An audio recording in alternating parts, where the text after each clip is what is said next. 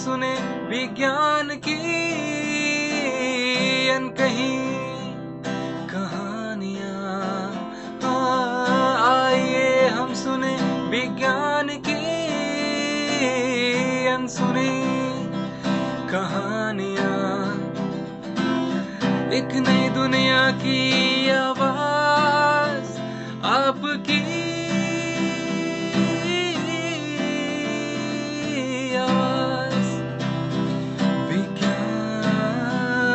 की आवाज, की आवाज।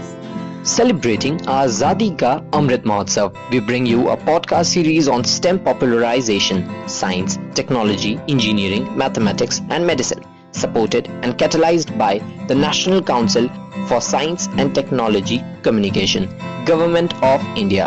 This program is produced by Media for Community Foundation. Creative content and technical support is given by Apna Radio, Indian Institute of Mass Communication, New Delhi. एक नई दुनिया की आवाज आपकी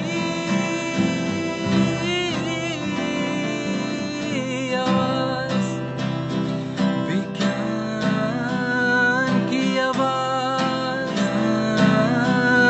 की आवाज, की आवाज। भारत दुग्ध उत्पादन के क्षेत्र में विश्व में अग्रणी है। आज के समय में पशुपालन व्यवसाय के सामने कई चुनौतियां हैं। इनमें मादा पशुओं में प्रजनन समस्या चिंता का प्रमुख विषय है। भारत में डेयरी फार्मिंग और डेयरी उद्योग में बड़े नुकसान के लिए पशुओं का बांझपन जिम्मेदार है। डेयरी व्यवसाय के कुशल प्रबंधन और पशुओं से उपयुक्त मात्रा में दूध प्राप्त करने के लिए दुधारू पशुओं का उचित रखरखाव और खान पीन की व्यवस्था पर्याप्त रूप से करना बहुत ही जरूरी होता है। पशुओं की प्रजनन क्षमता, चारा रूपांतरण दर और आवास व्यवस्था के दृष्टिकोण से उपयुक्त देखभाल किए जाने से डेयरी व्यवसाय में अधिक से अधिक लाभ जो है प्राप्त किए जा सकते हैं। पशु का स्वास्थ्य और उत्पादन मुख्य रूप से उसको दिए जाने वाले आहार की मात्रा और गुणवत्ता पर निर्भर करता है। दुधारू पशुओं को दी जाने वाली खुराक पर दूध उत्पादन से होने वाला फायदा और नुकसान निर्भर करता है। किसान पशुओं को आमतौर पर एक ही तरह का चारा देते हैं, जिसमें दुधारू पशुओं को संतुलित आहार नहीं मिल पाता है। इससे उत्पादन और पशु का जो स्वास्थ्य है वो गिर जाता है। इसलिए पशुओं को मिनरल सप्लीमेंट देना बहुत जरूरी है। तो आज के विज्ञान की आवाज कार्यक्रम में हम जानेंगे कि कैसे वैज्ञानिक तरीके से पशुओं की आनुवांशिक क्षमता में सुधार करके गायों और भैंसों की उत्पादकता में लगातार वृद्धि हासिल की जा सकती है। इसी विषय पर विस्तार से जानकारी देने के लिए हमारे साथ जुड़ रहे हैं डॉक्टर R.K. रवि कुमार, जो कि वैज्ञानिक ई के पद पर कार्यरत हैं। Productivity of animal depends on several factors. One of the thing is reproductive health. I mean, any time dairy animals has to come back and deliver a baby in a year. So reproductive health is one of the very important factor for economic production of animal system. कि जो भी पशुपालन रखते हैं उन्हीं लोग के लिए काफ़ी बार ये जो चैलेंज मिलती है, एनिमल एक साल में एक बार बेबी देना ज़रूरी है, काविंग हम कहते हैं। काफ़ी बार ये डिले होने की वजह से क्या है, उनको साइक्लिसिटी कम हो जाता है और उसी ड्यूरेशन में जो भी इकोनॉमिक बेनिफिट्स है, जानवर तो खाना तो खिलाना ही पड़ेगा, बट वो जो इकोनॉमिक बेनिफिट्स है फार्मर्स को वो नहीं मिलेगा। सो उसमें किसान लोग बहुत परेशान हो जाते हैं। उसी परेशानी में वो अलग अलग अल्टरनेटिव थेरेपी के लिए ढूंढते हैं। अब उनके सामने काफ़ी बार क्या होती हैं, हार्मोनल इंजेक्शन मिलता है। सो हार्मोनल इंजेक्शन यानी कि जो भी हम कहते हैं प्रेगनीसोलोन, ऑक्सीटोसिन, हम काफ़ी बार कहते हैं यार इसी तरफ इनडिस्क्रिमिनेट यूज़ ऑफ हार्मोन को अवॉइड करना है। ये गवर्नमेंट की पॉलिसी भी है और करना भी है, because of undue pressure, because उनको साइक्लिसिटी ऑफ एनिमल तो चाहिए। With the pressure and economic burden किसान लोग इसमें सकम हो जाता है एक्चुअली। फिर उसमें ना बहुत सारी हार्मोनल इंजेक्शंस देना पड़ रहा है, बट फिर भी एनिमल में ये इनफर्टिलिटी प्रॉब्लम तो बहुत है। 40 to 60% animal in India has a problem that it will not come to the cycle in a specific duration of time. So this is a challenge in which we can address through herbal supplements as well. So that is the base. We have some more on that. Actually many times हमने देखा है किसान लोग के पास भी ज्ञान होती है. सो डेयरी फार्मर्स भी पुराना ज़माने में बहुत जड़ी बूटियाँ में रख के इसी तरफ रोग को दूर किया है। सो एक बेहतरीन एग्जाम्पल मैं एक देना चाहता हूँ। एक गुजरात का एक किसान हैं, उन्होंने एक दवा हमारा पास शेयर किया है। उसी दवा का हम थोड़ा सा रिप्रोडक्टिव हेल्थ के सिस्टम के हिसाब से साइंटिफिकली एवेल्युएशन किया है। अब वन वी एवेल्युएटेड, हम काफ़ी बार कोशिश करते हैं यार इसी दवा कैसे उसी समय पे देने में कितना दिन के अंदर जानवर अपना रिप्रोडक्टिव साइकिल के अंदर आ ही रहे और क्यों आ ही रहे। सो उनको कहना है मेरा दवा जो भी मेरा हेर्बल सप्लीमेंट आप देने के बाद जानवर 12 से 18 दिन के अंदर इसी साइन ऑफ सिम्टम्स हम कहते हैं उसी साइन में आ ही जाता है। ये हमारे सामने उन्होंने चैलेंज रख दी, भाई आपको ढूंढ रहे हैं बट मेरा पास ये ज्ञान है, आप समझ लो कैसे इसको आगे लेके चलना है। और इसी चैलेंज को हमने, इसी चुनाव को हमने ले लिया हाथ में। ठीक है, आपने बता दिया तो क्योंकि सच ही होगा कि गांव लोग तो आपने चीज़ तो बता देगा। फिर हमने इसी सच को हमने साइंटिफिकली प्रूव करने के लिए बहुत प्रयास की। उसमें एक बात है, फॉलिकुलर वेव, हम ओवरी के अंदर फॉलिकल डेवलपमेंट होना ज़रूरी है। फॉलिकुल में ईस्ट्रोजन ऐसे हार्मोन मिलता है, वो ईस्ट्रोजन मिलने की वजह से रिप्रोडक्टिव साइकिल ना रीजनरेट हो जाता है, रिजुवनेट हो जाता है। सो हमने देखा इसी हेर्बल मेडिसिन जैसे उन्होंने बोला है उस हिसाब से देने के बाद डे 7, डे 15, डे 21 ऐसे ऐसे अलग अलग दिन में हमने ओवरियन फंक्शन को देखा है। उसमें फॉलिकुलर ग्रोथ हमने अल्ट्रासोनोग्राफी में कंफर्म किया है कितना समय पे ये फॉलिकल ग्रोथ डेवलप हो रहा है। और उनको साइज़, मतलब आप काफ़ी बार फॉलिकल डेवलप होगा बट उनको साइज़ कम होती है, बट साइज़ बड़ा होने में वो क्या है बहुत अच्छी तरफ ईस्ट्रोजन प्रोडक्टिविटी बढ़ती है। सो इसी दवा देने के बाद हमने देखा यार एक स्मूथ ओवरियन कंडीशन है, मतलब ओवरी में कुछ है ही नहीं, बट ये दवा देने के बाद ओवरी से फॉलिकल डेवलप हुआ। ठीक है, फॉलिकल डेवलप होने के बाद हम कहते हैं यार it is less than 5 mm diameter और मोर देन 5 mm डायमीटर। हमने देखा बहुत सारी follicle more than 5 mm diameter, मतलब फॉलिकल बड़ा दिखती है। और फिर हम जैसे ये बड़ा दिखना चालू हो गई, ज़रूर इससे ईस्ट्रोजन प्रोडक्शन ज़्यादा हो ही जाता है। सो यानी कि इट बिल्ड्स और provokes the animal to bring to the cycle through enhanced estrogen secretion from the follicle. So वो साइंस हमने इसमें कंफर्म किया है। सो जो भी ज्ञान किसान ने हम लोग का शेयर किया उसको हम साइंटिफिकली हमने प्रूव किया है। सो इसी कंटेक्स्ट में हम लोग का हार्मोनल इंजेक्शन जैसे ईस्ट्रोजन देना है, जैसे ऑक्सीटोसिन देना है, उसको ज़रूरत नहीं है। इसी दवा हम हेर्बल मेडिसिन में ही हम इस तरफ चीज़ को हम अल्टरनेटिव दे सकते हैं और कम पैसा में भी लोग इसको यूज़ भी कर सकें। और इसमें एक अच्छा गुना क्या है, इसी दवा को हमने मार्केट में भी लेके आया, अब ये मार्केट में भी अवेलेबल है। सो एक इंडस्ट्री पार्टनर है राकेश फार्मास्यूटिकल्स करके, गांधीनगर पे है। उन्होंने इस दवा को अपना जहाँ पे बहुत जहाँ पे राजस्थान, केरला, महाराष्ट्र, गुजरात सभी जहाँ पे उन्होंने उसको अभी इस्तेमाल किया है। बहुत रिटेलर्स है इस जहाँ पे। जो हम अब एक मेन स्ट्रीम में लेके आ गया, हमने एक मॉडल दिखा दी भाई जो भी जड़ी बूटियाँ हैं हमारा गांव का ज्ञान है उसमें हाई क्वालिटी साइंस बिल्ड करने में हम लोग का उसको हाइपोथेसिस को प्रूव कर सकें। और जैसे ही इसको प्रूव किया है बहुत सारी इंडस्ट्रीज भी सामने आ जाते हैं। एक उदाहरण है, अभी एक एस्ट्रोना करके ये पाउडर अभी मार्केट के अंदर है। मेरा कहना इतना ही है, लोग जो भी लोग हार्मोनल इंजेक्शन यूज़ कर रहे हैं उसको अवॉइड करके इसी तरफ हेर्बल मेडिसिन को यूज़ कर सकें। और this is a proof of product in market through knowledge system. दो बात है इसमें, ये है हमारा जो भी किसान हैं दूर दूर क्षेत्र में रहते हैं, ऐसे नहीं कि एकदम सामने वेटनरी इंस्टीट्यूशंस हैं, कि हॉस्पिटल हम सभी जगह पे बना नहीं सके। और दूसरी चीज़ जब भी ज़रूरत है doctors immediately they can not be there, एक पहली बात है।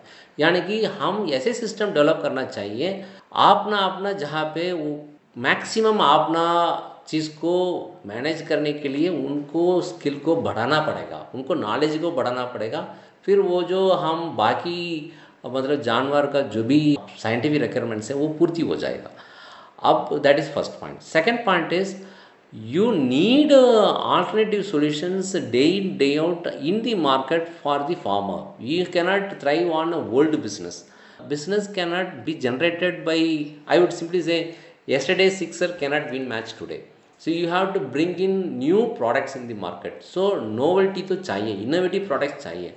So आजकल with so much of good ecosystem around, we could able to build a product which is herbal in nature. So second point is we have to bring in lot of sustainable technologies which will facilitate health of soil, which will facilitate health of human, which will should facilitate health as well as welfare of animal. सी हमने एक बार injection लगा दी, वो सूजन तो जानवर को हो ही जाएगा, अब ऐसे दवा हम लेना पड़ेगा भाई वो आराम से खिला रहे. So that is a welfare issue. So in the process you use a technology which is herbal in nature. So that means the production, the milk produced from the animal, you need not to have any withdrawal period. काफ़ी बार क्या होती है, when you administer a hormone, there is a prescribed withdrawal period in which you cannot sell the milk. So these are all what is called public health issues. So as we progress in a desired direction in a civilization, public health is also a very very important subject of discussion. So the second point which I am narrating is when you take herbal practices, herbal technologies, herbal products, innovative products into the system, I think we can also overcome lot of public health issues. So these are the two things which can contemporarily help public to take it forward. See, actually the product is in market. This is based on 7 to 8 herbs which are mixed in a desired proportion, and that is being subjudice to disclose the specific ingredient which is giving impact on the animal, because this is being taken up by a company and now it is a product in industry. And the advantage is generally when you do injections through hormone, or generally you come back to the dispensary to treat the animal, what happened, it cost you not less than 3,000 rupees. And now we have a product in market which is costing around 150 per particular thing, that it costs around 400 rupees. The entire course costs 400 rupees. So that means you have a product with less cost, and you are not looking at a veterinarian or para-veterinarian to serve the purpose, because this is can be taken as a feed by the animal. And I think this should help farmers to maximize their time, because when they reach to the veterinarian or paravet, the time is decided by the other side of the party. Because now, but you need a solution which should be quickly reached to the animal. So that means you need a solution which should be in front of you. So this product can be purchased at 400 rupees, and at any point of time when you are finding that animal is not into cycle, you administer it. In 12th to 15th day, animal will come back to the cycle. ऐसा है, देखिए weather changes is an important parameter, because we are in tropical regions where this climate changes, because we have 3 seasons. So ज़रूर ये होती है, और ये असर ज़्यादा बफलो में होती है. सो उसको हम कहते हैं साइलेंट स्ट्रेस, यानी कि जानवर bodily it is getting ready for consumption, but it is not showing any sign outside because of weather, that we call it during high temperature or summer, maybe between March to say I would say September. Those are the maximum time where buffaloes cannot able to showcase the prompt sign. So that means you have to be vigilant to see whether this animal can be, is it in a proper reproductive cycle. So those are the conditions which this supplement can easily help, because this is already proved. The sign can come in a better way because it rises the spike of estrogen. So that means you know that the animal is come to the proper cycle. See, because this is also a skill with the farmer. Dairy farmers as such, they have a rich knowledge. I mean, it is our responsibility to supplement their knowledge in a way, in a desirable way, as the requirement of the community. Not that we bulldoze by technology and then only available from the commercial route. So that means these are the projects or programs which supports the health system overall. National innovation foundation का एक बेहतरीन मात्रा क्या है, हम सामने चलते हैं उनके सामने. ऐसे नहीं है हम इंतज़ार करते हैं कोई आदमी हमारे पास आके कुछ जानकारी देते हैं, कभी वो ज़रूरत भी नहीं है, क्योंकि हमारा काम ऐसे है हम उनके पास जाना ही पड़ेगा. हमारा नेटवर्क और सोशल रीच ऐसे हैं, हम एक जहाँ पे जो भी क्षेत्र भारत के अंदर जो भी क्षेत्र में हम 8 से 12 घंटे के अंदर पहुँच सकते हैं. सो हाँ, उस हिसाब से है. और साल में 1-2 बार न्यूज़पेपर में भी एडवर्टाइजमेंट आते हैं, वो that is a practically different point.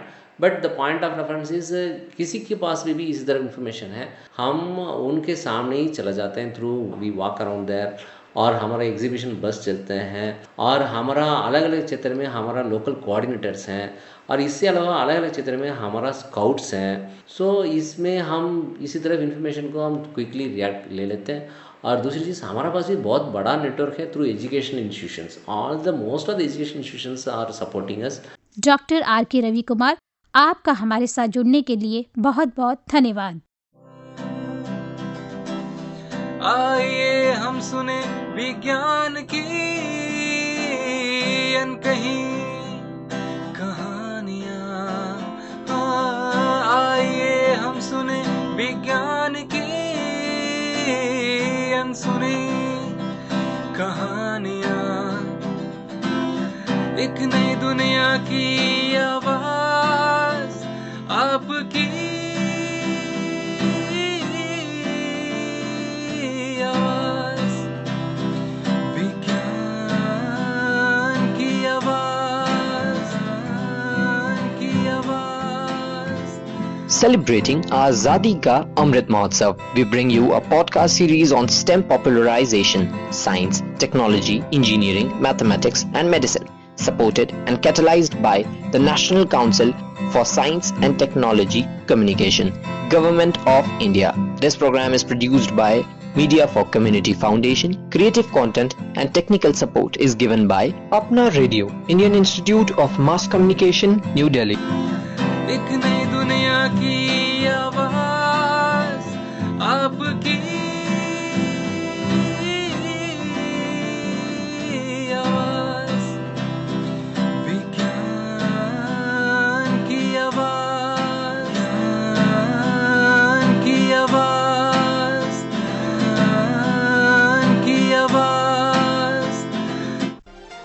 Thank you for being with us. Stay tuned for more. You can also listen to these podcasts on Spotify, Apple, and Google.